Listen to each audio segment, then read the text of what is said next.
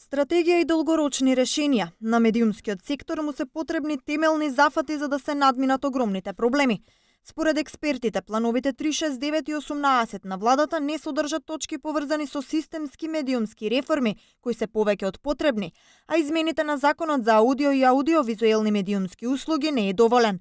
Додека во земјата се очекува извештајот на Европската комисија, генералната оценка е дека и покрај тоа што има напредок, медиумите се уште се среќаваат со истите проблеми од минатите години, односно се уште се поврзани со политиката или се инструменти на моќни поединци. За жал, се уште за медиумите зборуваат политичарите само. Не гледам дека во развојот на медиумската сфера дека се вклучени повеќе самите новинари, односно самите тие креатори на јавното мислење, тоест медиумите. Значи, тука треба да се најде еден не компромис, него едно заедничко решение.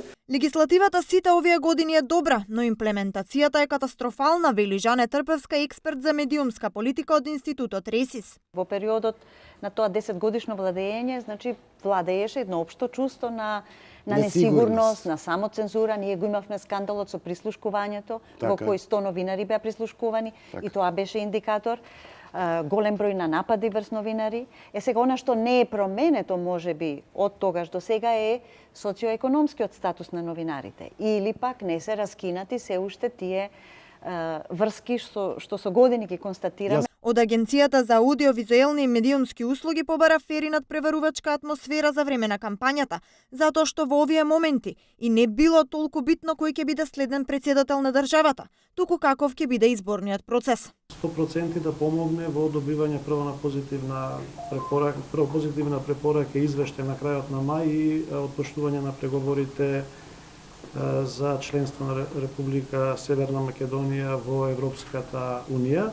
Инаку со пржина 2 барањето за системски медиумски реформи беше оставено на новата влада, а 4 политички партии се обврзаа да ја изменат медиумската легислатива во согласност со итните реформски приоритети и извештајот на Прибе во рок од 6 месеци по парламентарните избори.